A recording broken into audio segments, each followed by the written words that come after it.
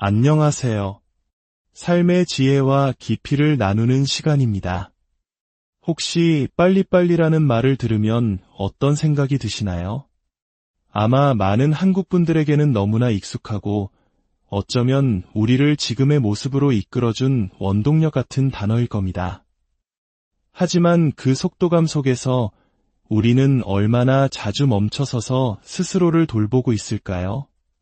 잠시 숨을 고르고 지친 몸과 마음에 쉼을 주는 시간을 갖고 계신가요? 오늘 우리는 우리 삶에 반드시 필요한 쉼에 대해 그리고 그 쉼의 진정한 의미에 대해 이야기 나누고자 합니다. 이 이야기가 여러분의 바쁜 일상에 잠시나마 평안한 쉼터가 되기를 소망합니다. 만약 이 메시지가 여러분의 마음에 울림을 준다면 주변에 사랑하는 이들에게도 이 평안의 메시지를 공유해 주십시오. 하나님의 은혜가 담긴 이 이야기가 널리 퍼져나갈 수 있도록 좋아요와 구독으로 함께해 주신다면 더 큰 힘이 될 것입니다. 여러분의 삶에 주님의 축복이 가득하기를 기도하며 오늘의 이야기를 시작하겠습니다. 오늘 우리가 함께 묵상할 말씀은 마가복음 6장 30절에서 32절입니다. 사도들이 예수께 모여 자기들이 행한 것과 가르친 것을 낱낱이 고하니 이르시되 너희는 따로 한적한 곳에 가서 잠깐 쉬어라 하시니 이는 오고 가는 사람이 많아 음식 먹을 겨를도 없음이라. 이에 배를 타고 따로 한적한 곳에 갈새. 오늘의 주제는 바로 안식의 리듬입니다. 여러분, 휴식은 단순히 일을 멈추는 행위 그 이상입니다. 그것은 우리의 건강, 행복, 그리고 인지 기능에 지대한 영향을 미치는 필수적인 생리 과정입니다.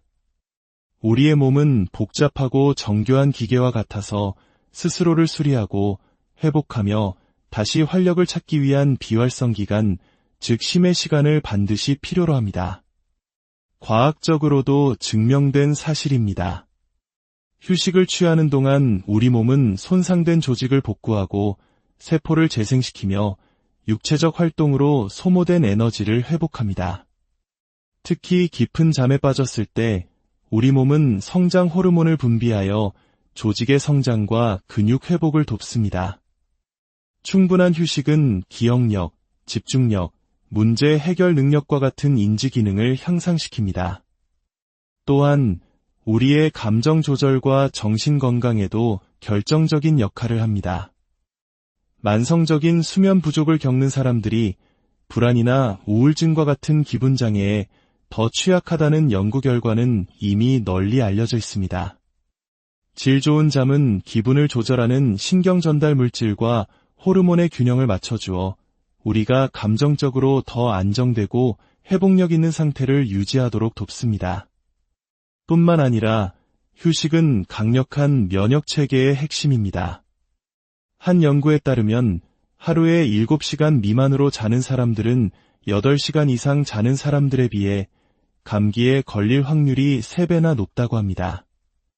또한 충분한 휴식을 취하지 못하는 사람들은 고혈압, 심장병, 뇌졸중의 위험이 더 높다는 보고도 있습니다.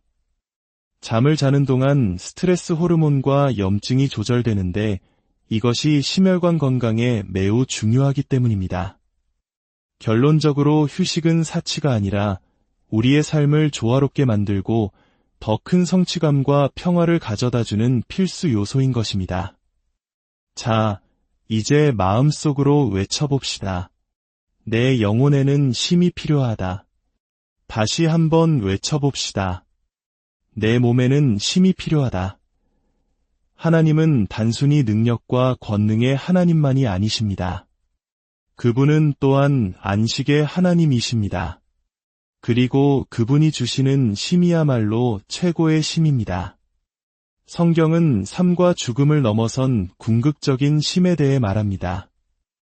고린도후서 5장 6절과 9절은 이렇게 증거합니다. 그러므로 우리가 항상 담대하여 몸으로 있을 때에는 주와 따로 있는 줄을 아노니 우리가 담대하여 원하는 바는 차라리 몸을 떠나 주와 함께 있는 그것이라.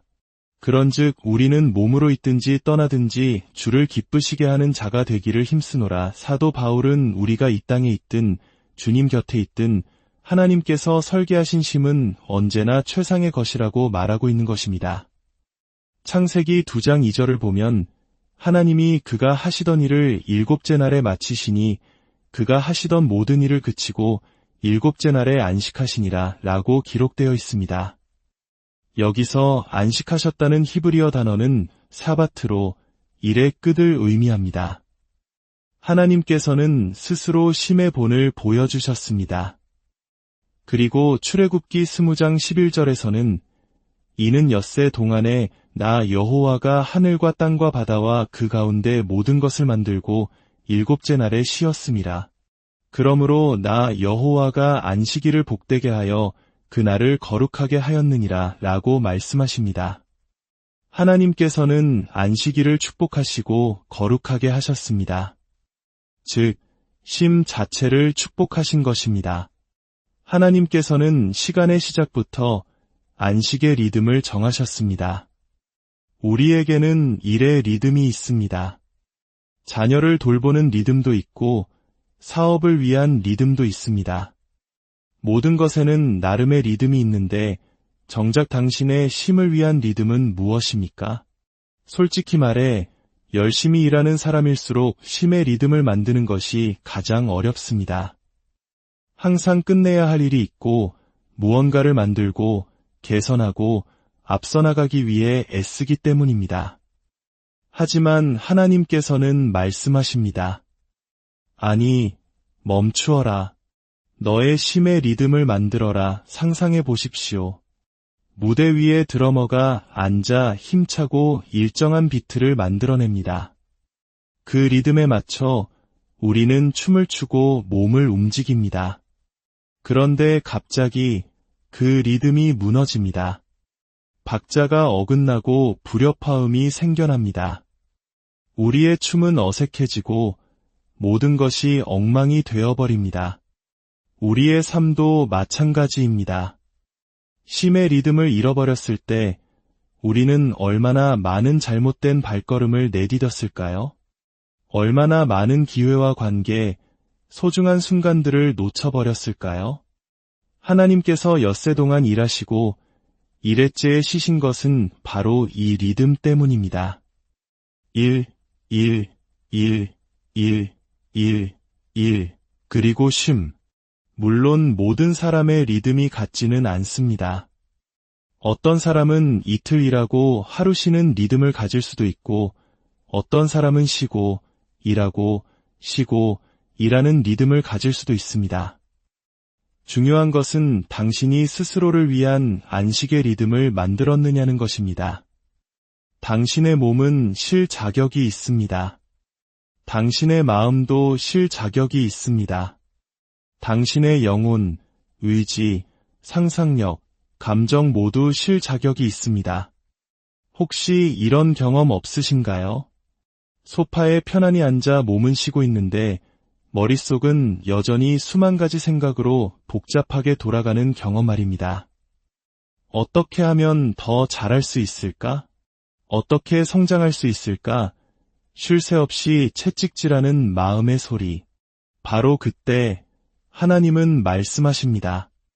멈추어라. 나는 너를 재부팅하고 재충전하고 다시 정렬하도록 만들었다. 내가 만약 이 과정을 무시한다면 너는 내가 내 안에 심어둔 자동 회복 시스템을 스스로 멈추게 하는 것이다. 그리고 그 결과는 병원 신세가 되는 것뿐이다. 우리의 몸은 우리가 쉼의 리듬을 설정하지 않으면 강제로 우리를 멈춰 세울 것입니다. 우리는 우리 몸이라는 성전의 파수꾼입니다. 최상의 컨디션을 유지하기 위해서는 반드시 안식의 리듬을 설정해야 합니다. 세상은 끊임없이 일하는 사람에게 박수를 보내고 메달을 걸어줍니다. 저 사람은 정말 열심히 일해. 하지만 우리는 그 칭찬을 듣다가 결국 지쳐 쓰러지고 말 것입니다. 그리고 우리가 떠난 뒤에도 사람들은 똑같이 말하겠죠. 그는 참 열심히 일하는 사람이었어. 저는 그런 메달을 원하지 않습니다. 저는 차라리 사람들이 이렇게 말해주길 바랍니다. 저 사람처럼 조화로운 삶을 살고 싶다. 저 사람처럼 균형 잡힌 인생을 살고 싶다. 오늘 다 끝내지 못하면 내일 하면 된다는 사실을 알고 가족과 자녀와 자기 자신과 시간을 보낼 줄 아는 저 지혜를 배우고 싶다. 만약 당신이 자신을 돌보는 법을 배우지 못한다면 당신은 스스로를 무덤으로 몰아넣게 될 것입니다. 40살의 나이에 90살 노인처럼 살아가게 될 것입니다. 안식, 즉 사바트는 본래 하나님의 아이디어였습니다. 그것이 율법이 되면서 예배와 노동으로부터의 쉼이라는 다중적인 목적을 갖게 되었습니다. 신약시대에 와서 예수님은 안식일을 재해석하시며 율법주의적인 준수보다 그 안에 담긴 정신을 강조하셨습니다. 유대인들은 토요일을 안식일로 지키지만 우리는 주님의 부활을 기념하며 주일을 예배와 쉼의 날로 지킵니다. 안식은 하나님의 창조 사역에 뿌리를 둔 모든 피조물의 안녕을 위해 마련된 거룩한 시간입니다. 안식의 리듬이라는 말은 일과 삶의 균형 혹은 조화를 떠올리게 합니다. 어느 쪽이든 좋습니다.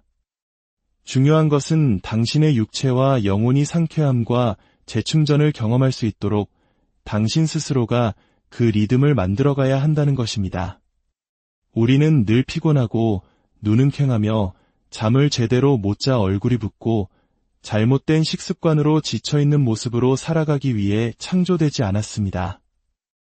우리의 삶은 하나님께서 우리에게 주신 모든 것들 사이에서 균형과 조화를 이루어야 합니다. 그래야만 우리가 연결된 모든 것에 우리 자신을 온전히 내어줄 수 있기 때문입니다. 안식은 단순히 일의 부재가 아닙니다. 그것은 우리의 정신적, 감정적, 영적 안녕을 위해 필수적인 우리 존재의 핵심적인 부분입니다. 오늘 본문인 마가복음 6장의 배경을 살펴보면 제자들은 사도로서의 사명을 감당하고 있었습니다. 예수님께서는 그들에게 더러운 귀신을 제어하는 권능을 주시고 둘식짝을 지어 파송하셨습니다. 그들의 임무는 복음을 전파하고 병든 자에게 기름을 부어 고치며 귀신을 쫓아내는 것이었습니다. 그들은 지팡이 외에는 아무것도 가지지 말고 양식도 배낭도 전대의 돈도 없이 오직 하나님만을 의지하며 모든 곳을 걸어 다녀야 했습니다. 상상해 보십시오. 음식을 담을 가방도 없이 오직 지팡이 하나에 의지하여 길을 떠나려면 육체적으로 그리고 영적으로 얼마나 강인해야 할까요? 그들은 오직 하나님께서 주신 말씀 하나만을 믿고 어느 집에 들어가든 그곳에서 필요를 채워주시리라는 믿음으로 나아갔습니다. 그런데 그들이 사역을 감당하는 동안 끔찍한 사건이 발생합니다. 바로 세례 요한의 순교 소식입니다. 예수님의 친척이자 위대한 선지자였던 세례 요한이 헤로당의 잔치에서 참수당해 그 머리가 쟁반에 담겨 바쳐지는 끔찍한 일이 벌어진 것입니다. 제자들은 이 충격적인 소식을 들으면서도 사명을 감당해야 했습니다. 예수님을 따르는 길은 결코 안전한 길이 아니라는 것을 우리는 기억해야 합니다. 그들 모두는 결국 그리스도를 위해 목숨을 바쳤습니다. 이 모든 고된 사역과 충격적인 사건을 겪은 후 본문 30절에서 사도들은 예수님께 돌아와 자기들이 행하고 가르친 모든 것을 보고합니다. 그들은 분명 성공적인 경험도 했고 어려움도 겪었을 것입니다. 이 보고의 순간이 바로 오늘 우리가 배울 첫 번째 교훈을 담고 있습니다. 첫째, 진정한 쉼은 성찰에서 시작되며 이는 우리에게 새로운 활력을 불어넣습니다. 제자들이 예수님께 돌아와 자신들의 경험을 나누었던 것처럼 우리도 잠시 멈추어 서서 자신의 삶을 돌아보는 시간이 필요합니다. 영혼을 잠잠하게 하고 의미 있는 대화를 나눌 시간을 가져야 합니다. 성찰은 우리로 하여금 잠시 멈추어 우리의 경험을 평가하고 생각과 행동에 대한 통찰력을 얻게 합니다.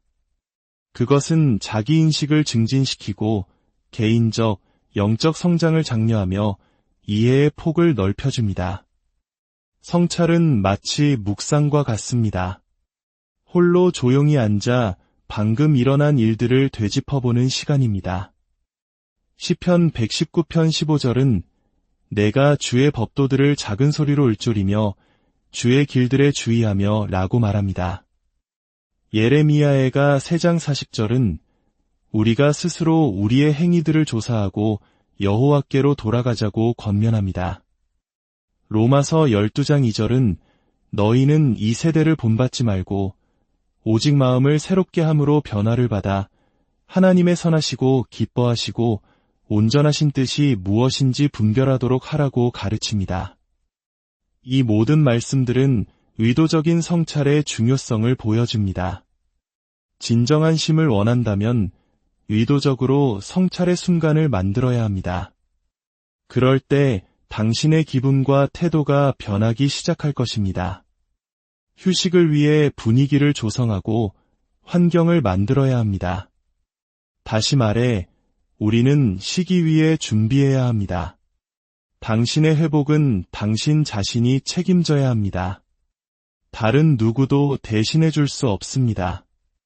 당신의 집을 편안한 휴식처로 만드는 것은 당신의 몫입니다. 회복을 위한 분위기를 조성하는 것은 당신의 책임입니다. 누군가가 당신을 위해 촛불을 켜주고 꽃길을 만들어주길 기다리지 마십시오. 당신 스스로를 특별하게 만들어 주십시오. 당신 스스로를 위해 촛불을 켜고 그 길을 걸어가십시오. 당신은 그럴 자격이 충분합니다. 올바른 공간에서의 성찰은 당신에게 새로운 활력을 줄 것입니다. 하지만 보호받지 못하는 공간에서 성찰하려 한다면 오히려 상처를 받을 수도 있습니다. 자신의 진심을 표현할 수 없는 환경에 있다면 고통과 문제를 내면화하게 되고 압박감 속에서 혼자 해결책을 찾아 헤매게 될 것입니다. 만약 당신이 그런 상황에 있다면 방법을 찾아야만 합니다. 단 3시간이라도 온전히 당신만을 위한 공간을 빌리세요. 당신의 삶은 그만큼 중요합니다. 당신은 그 모든 스트레스와 우울감을 감당할 이유가 없습니다. 당신은 그럴 만한 가치가 있습니다. 둘째, 모든 것으로부터 물러나 온전한 휴식을 취하십시오. 31절에서 예수님은 제자들에게 놀라운 응답을 하십니다. 너희는 따로 한적한 곳에 가서 잠깐 쉬어라. 여기서 핵심은 따로, 즉 홀로입니다. 결혼을 했더라도 가족이 있더라도 잠시 동안 혼자만의 시간을 갖는 것은 당신에게 해가 되지 않습니다. 오히려 당신을 더 나은 배우자, 더 나은 부모로 만들어줄 것입니다. 모든 것이 괜찮을 때 잠시 떠나십시오. 여보, 잠시 혼자만의 시간을 갖고 올게. 이것이 중요할까요?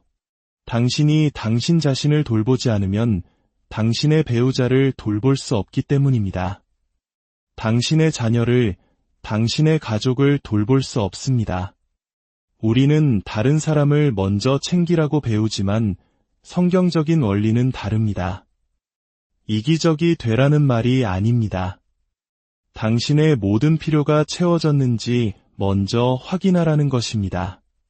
당신이 당신을 돌보지 않으면 당신의 기대 수명은 줄어들고 결국 그들은 당신 없이 살아가야 할 것입니다. 물러나십시오. 그리고 일 없이, 걱정 없이, 세상과의 연결 없이 온전히 물러나십시오. 모든 전화를 받고 모든 이메일에 답장할 것이라면 떠날 이유가 없습니다. 그냥 집에, 직장에 머무는 것이 낫습니다. 당신은 당신의 회복을 책임져야 합니다. 마태복음 11장 28절에서 30절은 말씀합니다. 수고하고 무거운 짐진 자들아, 다 내게로 오라. 내가 너희를 쉬게 하리라. 나는 마음이 온유하고 겸손하니 나의 멍에를 메고 내게 배우라. 그리하면 너희 마음이 쉼을 얻으리니 이는 내 멍에는 쉽고 내 짐은 가벼움이라. 예수님은 자신이 안식의 하나님이심을 보여주시며 우리가 그 쉼을 받기를 원하십니다. 그분께 나아가 그분을 배우십시오. 그럴 때 우리는 쉼 안에서 걷는 법을 배우고 스스로를 쉼의 상태로 미리 설정하는 법을 알게 됩니다. 만약 당신이 스스로 휴식을 취하지 않는다면 하나님께서 당신을 쉬게 만드실 것입니다. 시편 23편 2절은 그가 나를 푸른 풀밭에 누이시며 라고 노래합니다. 어쩌면 당신이 지금 넘어져 있는 이유가 스스로 눕기를 거부했기 때문은 아닐까요? 하나님은 당신에게 필요한 것을 얻을 때까지 당신을 그 자리에 머물게 하실 것입니다. 왜냐하면 당신은 하나님 나라의 통로이기 때문입니다. 하나님을 당신의 몸으로 영화롭게 하는 것은 단순히 죄를 짓지 않는 것에 국한되지 않습니다. 당신이 쉬기를 거부한다면 당신은 당신의 몸으로 하나님께 영광을 돌리지 않는 것입니다. 하나님께는 에너지가 넘치는 당신이 필요합니다. 좋은 기분을 가진 당신이 필요합니다. 왜 하나님께서 당신의 피곤함에서 비롯된 나쁜 태도까지 감수하시면서 당신을 사용하셔야 할까요? 하나님은 당신에게 기회를 주시고 또 주실 것입니다. 하지만 당신이 계속해서 그 기회를 외면하는 동안 하나님은 다른 사람을 일으켜 세우실 것입니다. 그리고 당신이 여전히 피곤함과 나쁜 기분 속에서 허우적거릴 때 그는 하나님의 뜻을 행하며 계속해서 성장하고 알려지게 될 것입니다. 당신은 당신의 회복을 책임져야 합니다. 다른 모든 일에 쏟을 에너지를 찾는다면 왜 하나님 나라를 위한 에너지는 찾지 못합니까? 마지막 셋째, 다른 사람보다 당신 자신을 먼저 회복시키십시오. 32절은 이에 배를 타고 따로 한적한 곳에 갈새라고 기록합니다. 그들은 예수님의 말씀에 순종하여 외딴 곳으로 떠났습니다. 왜 이것이 중요했을까요? 만약 예수님께서 제자들을 회복시키지 않으셨다면 그들은 바로 다음에 일어날 위대한 기적, 즉 오병이어의 기적을 감당할 수 없었을 것입니다. 상상해 보십시오. 지치고 굶주린 5,000명의 무리가 몰려왔을 때 만약 제자들이 먼저 한적한 곳에서 재충전하지 않았다면 어땠을까요? 그들은 하나님의 백성을 섬길 에너지가 없었을 것입니다. 여자와 아이들을 제외하고도 5,000명이나 되는 사람들을 단 12명이 섬겨야 했습니다. 만약 그들이 먼저 스스로를 돌보지 않았다면 추수의 때가 왔을 때 너무 지쳐서 하나님의 뜻을 행할 수 없었을 것입니다. 이것이 바로 제가 여러분의 삶에서 일어나지 않기를 바라는 일입니다. 축복의 문턱바로 앞에까지 와서 그것을 감당할 에너지도 힘도 감정적인 여유도 없는 상태가 되지 않기를 바랍니다. 하나님께서 자, 여기 있다 하고 축복을 주셨는데 육체적, 감정적으로 너무 소진되어 하나님이 주신 그 무게를 감당할 힘이 없는 비극이 일어나지 않기를 바랍니다. 오늘의 이야기가 여러분 각자의 삶에 깊은 울림을 주었기를 바랍니다. 우리의 육체적 건강은 매우 중요합니다. 하나님께서는 우리가 이 땅에서 건강하고 장수하며 살아가기를 원하십니다. 말씀을 맺겠습니다. 혹시 지금 분주한 삶의 속도에 지쳐 있다면 잠시 멈추어 서십시오. 그리고 당신의 창조주이신 안식의 하나님께 나아가십시오. 그분 안에서 당신만의 안식의 리듬을 찾으십시오. 그 리듬 안에서 당신의 몸과 마음, 그리고 영혼이 온전히 회복되고 새로운 활력을 얻게 될 것입니다. 주님, 이 말씀을 듣는 모든 이들에게 하늘의 평안을 허락하여 주시옵소서. 세상의 소음으로부터 잠시 물러나 주님께서 예비하신 한적한 곳에서 참된 쉼을 누리게 하여 주시옵소서. 그리하여 새 힘을 얻고 주님께서 맡기신 사명을 넉넉히 감당하는 우리 모두가 되게 하여 주시옵소서. 예수님의 이름